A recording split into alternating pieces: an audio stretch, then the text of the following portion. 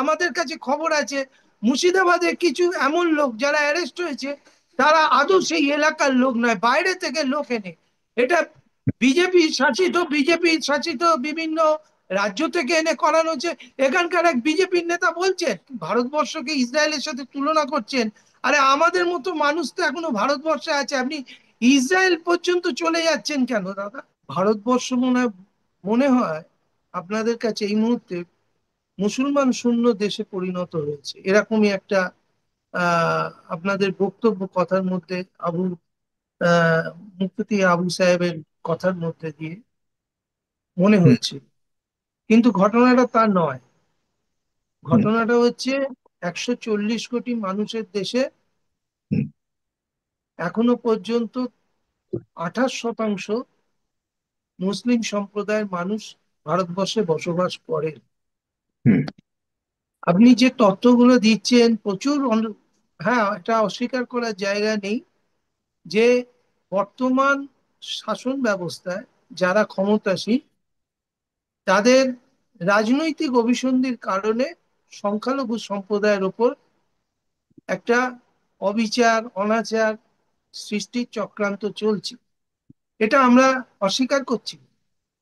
কারণ আমরা মানবাধিকার কর্মী, আমাদের কাছে কোনো দেশ তার সীমানা এটা আমাদের কাছে মূল বিষয় নয়, আমাদের কাছে মানুষের মানবাধিকার হচ্ছে সবচেয়ে বড় প্রশ্ন।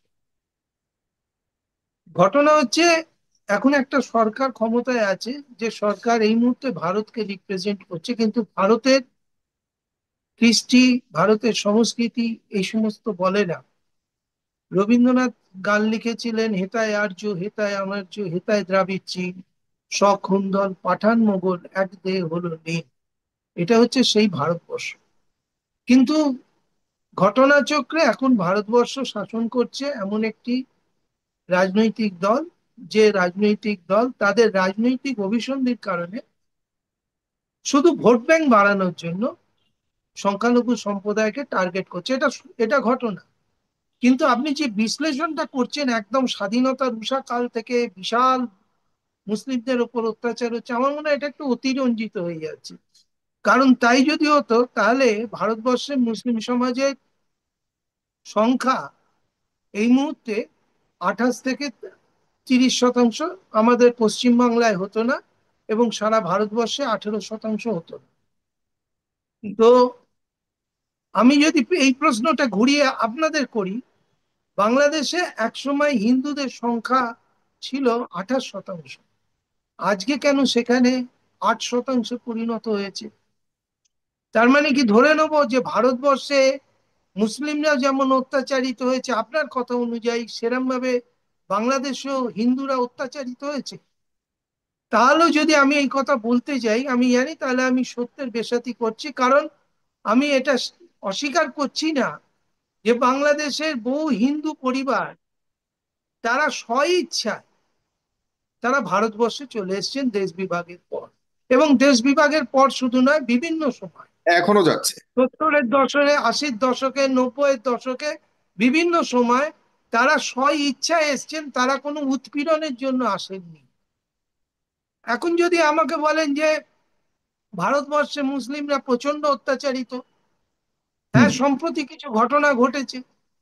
আমরা বারবার একটা কথা বলছি, যে রাজনৈতিক দলটা এখন ভারতবর্ষে ক্ষমতাসীন সেই রাজনৈতিক দলের অভিসন্ধি হচ্ছে যে হুম। হিন্দু মুসলমান একটা না ন্যারেটিভ কিন্তু তৈরি দাদা করে। আমি একটু যদি প্রশ্ন করি যে আপনি রাজনৈতিক দল যে ক্ষমতা আছে তাকেই যদি শুধুমাত্র আপনি ইঙ্গিত করে কথা বলেন আর বাকিরা সবাই ভালো, শুধুমাত্র ওই রাজনৈতিক দল আছে তারাই এগুলি করছে, এই দায় কি কোন রকম মানে যৌক্তিক কিনা আপনি আপনি কি কি মনে করেন যে জানেন, না? আপনি কি মানে যে জানেন দলের কথা বলে তারা তো সরকার ভারতবর্ষে, চালাচ্ছে না না, গত কদিন সরকার, যাবত।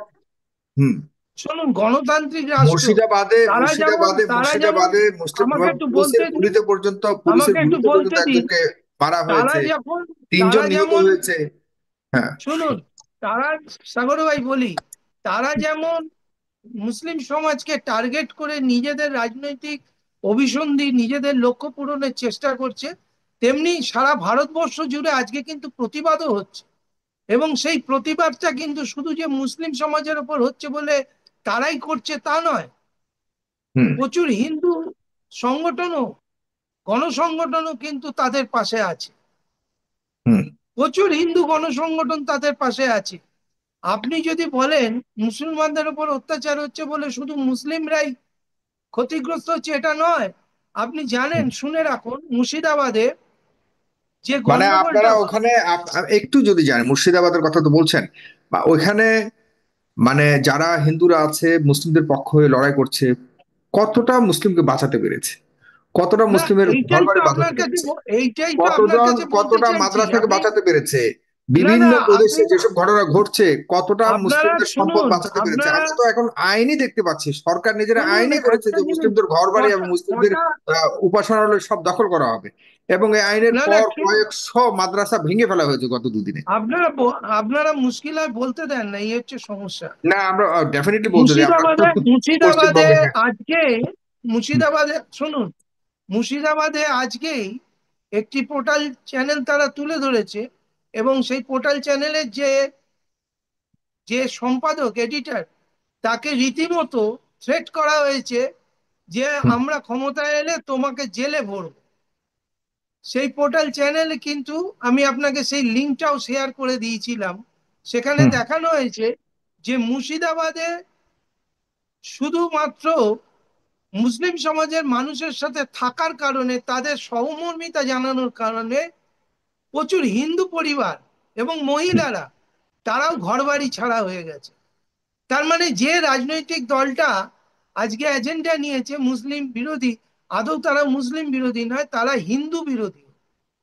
আজকে যে দল বলছে যে হিন্দু খতরে মে হ্যায়, আমরা মনে করি যে হিন্দু এক, এই মুসলিম খতরে মে হ্যায়, হিন্দু খতরে মে হ্যায় বলছে।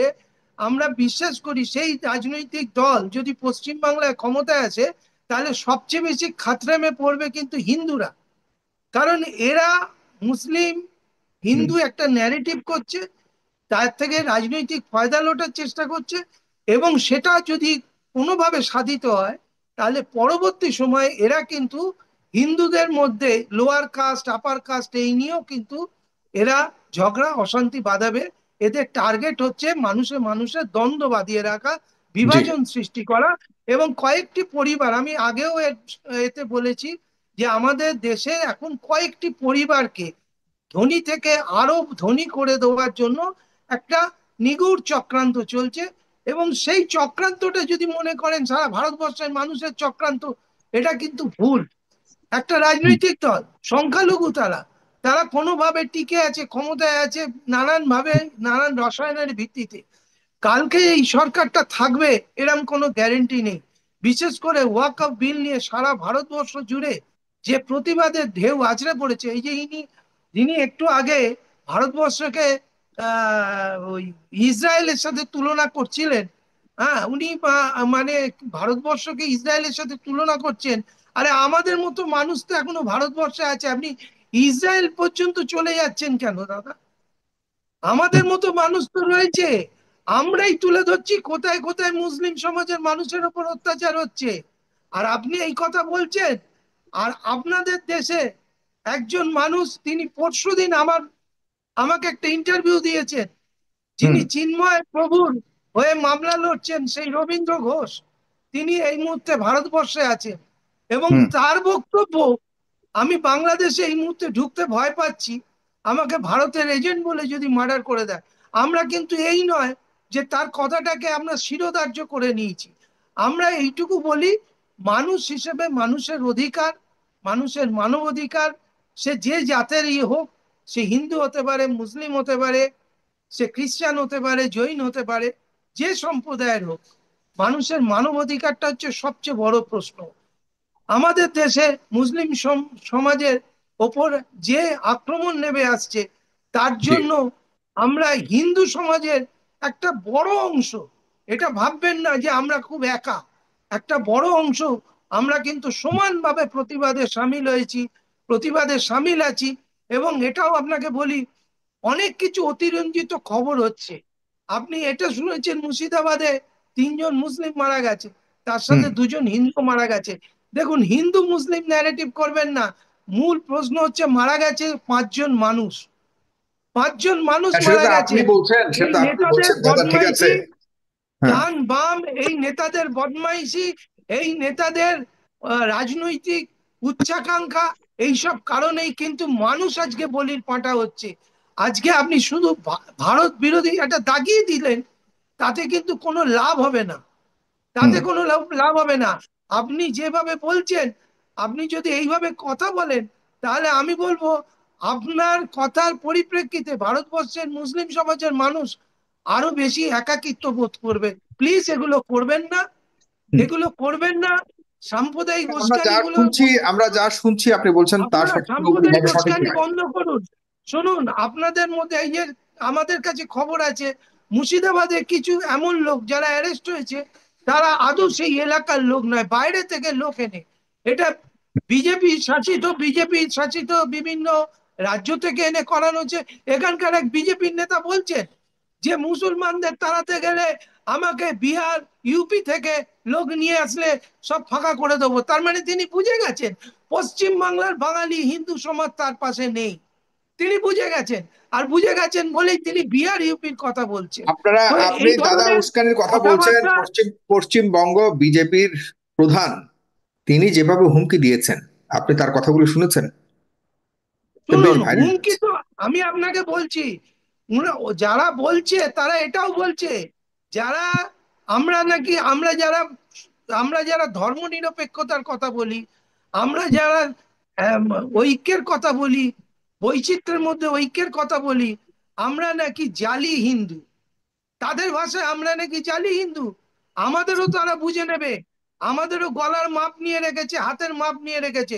আজকে এই সমস্ত কথা বলে যদি কেউ মনে করে সে রাজনৈতিক ফায়দা লোটার জন্য করছে, কিন্তু বাংলায় এসব চলবে না দাদা। একটু আগে বাঙালিয়ানার একটা সভা থেকে এলাম, সেখানে হুম। বাঙালির মনের ভাব, বাঙালির মনের প্রকাশ সমস্ত উপলব্ধি করে এইটুকু বলতে পারি, বাংলায় এসব পেঁয়াজি কথাবার্তা চলবে না।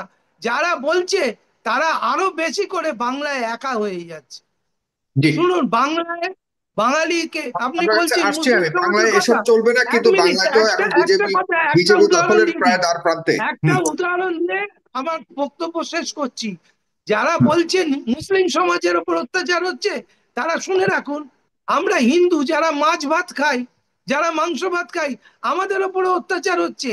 দিল্লির চিত্তরঞ্জন পার্কে সেখানে বলে দেওয়া হয়েছে মাছ বিক্রি চলবে না, সেখানে বলে দেওয়া হয়েছে মাছ বিক্রি।